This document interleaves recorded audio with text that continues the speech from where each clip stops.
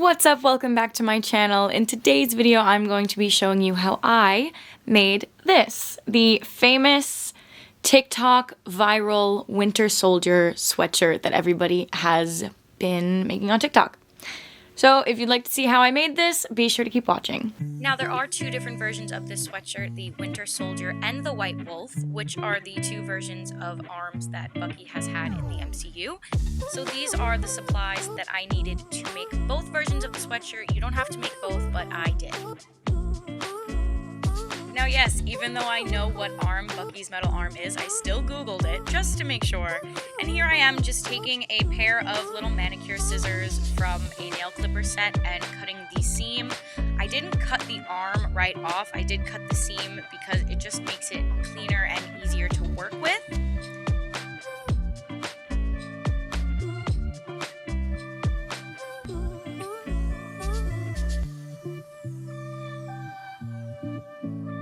And I did the same on the black sweatshirt because you have to get the left arm of the sweatshirt off so that you can put the silver arm onto the black piece. And that's just me just pulling out the thread that I had cut off just to make sure that I have a clean sleeve to work with. And after you do that, you should have a black body and right arm and a silver left arm so that you can mimic the look of the Winter Soldier himself with his metal arm and then his black leather jacket. I did end up finding a star online and printing it out because I cannot draw a star for my life. So here's the picture that I used. Feel free to pause, screenshot, whatever you need. And then here's me just doing my best to carefully cut the star out from the paper itself. I wanted to do this so that I could trace the star onto the sleeve because I cannot draw a star for my life. I had tried and it just was not working.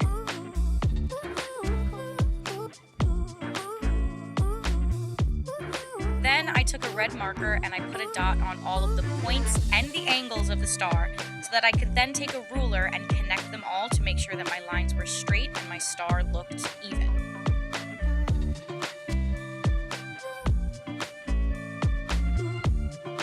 And then I started painting it. Now there really isn't any right or wrong way to do this. My method was I squeezed out some of the fabric paint onto a piece of cardboard. I took a flat-edged eyeshadow brush and I just did it like that, starting with the edges and then filling it in as I went along. You can paint the star however you choose to. This is the way I did it because in one of the pictures that I was referencing for my design, the star looked like it was printed onto the metal instead of being textured. So just for me, I liked the way that this looked better than just taking the fabric paint straight out of the bottle and drawing on the star. But again, you can literally do this however you want. There are absolutely no rules. Just pick what you want, pick what you think will look best, and roll with it.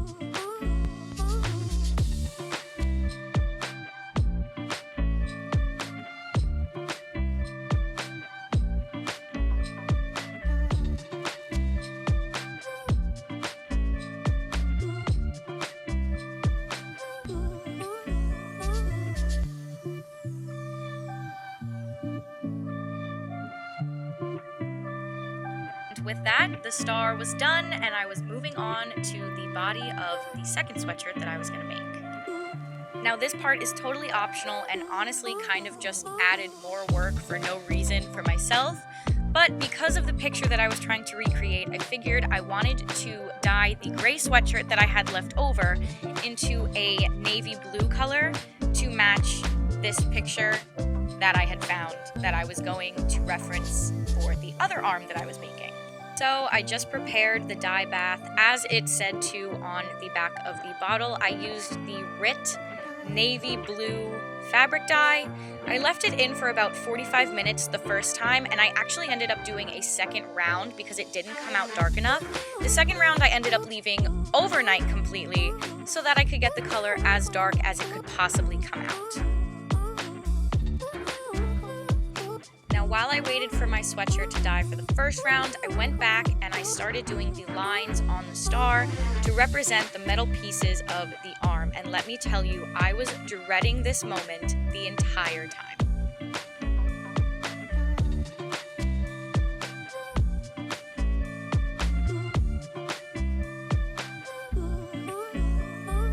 I basically just copied the lines that I saw on the star that I had cut out, hoping that I would be able to recreate them and it wouldn't look too awful.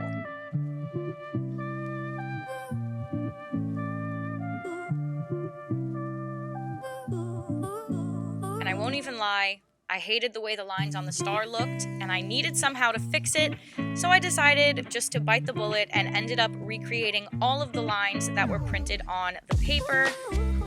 And this was probably the most stressful part of the entire process. I was freaking out, worried that I was gonna mess it up, worried that the lines were gonna be bad. But it actually ended up coming out pretty okay, and looking back at it now, I'm actually really happy that I ended up doing all of the lines, because I just think it looks better than a plain gray sleeve.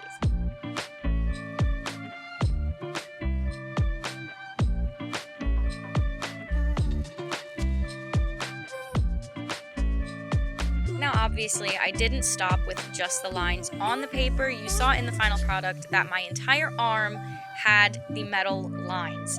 I'm gonna be honest, the rest of my arm, I kind of just winged it and did random lines, kind of varied things that I already had done and hoped that it would look good.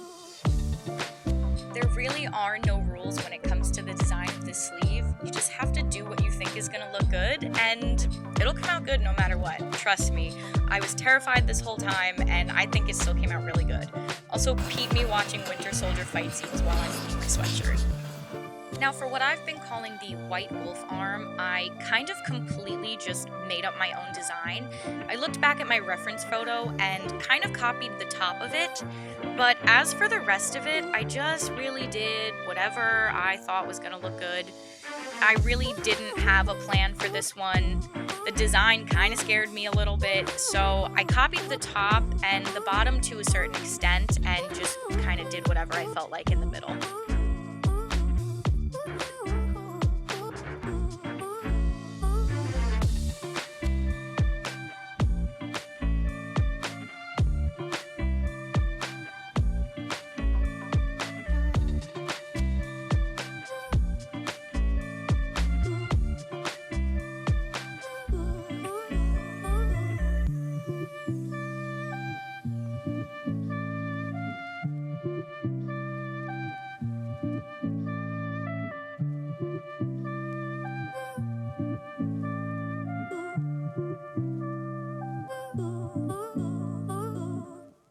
Now, after I finished painting my arm, you're supposed to leave the paint to dry for about 4 hours, but as long as you make your lines thin enough, you can take a hairdryer and just run it over them a couple times and they will dry. Just make sure that you're not using too much paint and that your lines are thin, because if they're too thick, they will take longer to dry. But I ended up using a hairdryer so that I was able to move on to the other sides of the sleeve within the same day.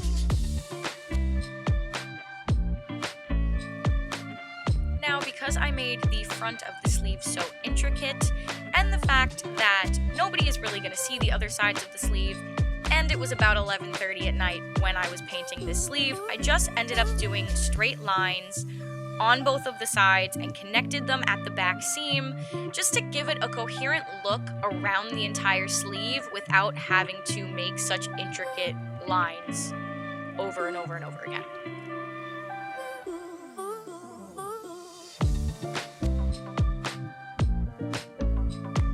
I literally just started where I had stopped the first line, connected it all the way to the end in a straight line, and dried that with my hairdryer so that I could flip it over and do the exact same thing on the other side.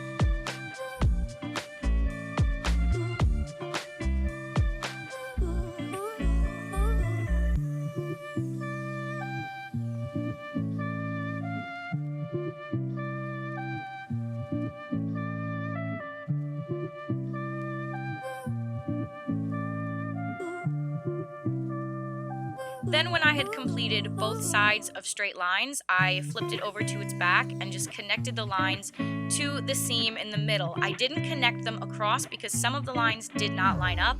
If they did line up, I did connect them, but for the most part, this was just me connecting the lines to the seam.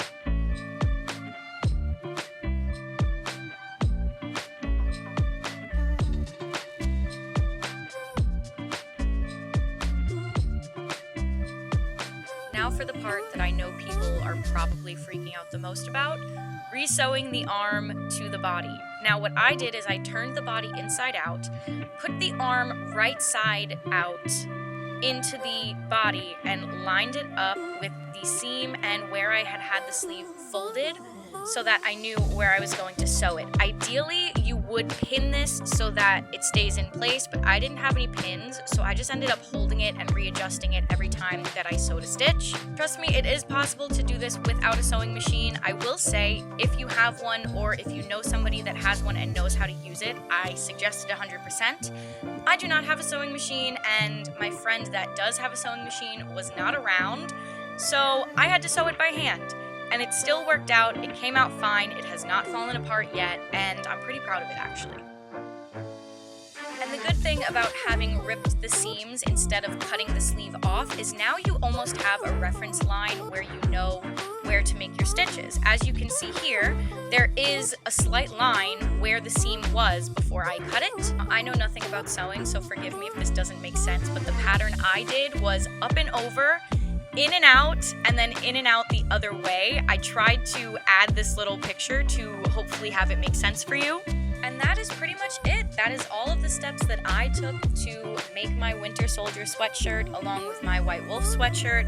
I hope that this kind of helped you see that it really isn't that difficult, and you don't have to have a sewing machine, you don't have to know how to actually sew to make this and make it look good. The process of making this sweatshirt was really fun for me. I did really enjoy being able to make something that is super cool like this and completely unique to myself. No two sweatshirts are exactly the same. And yeah, that's pretty much it. I'm super happy with how it turned out, and I really hope that anybody who stayed and watched this entire video tries it out for themselves. Trust me, it is not as hard as it looks.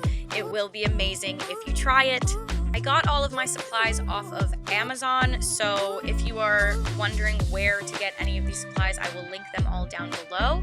And with that being said, I hope you guys are having an amazing day, and I will see you next time with another video. Bye!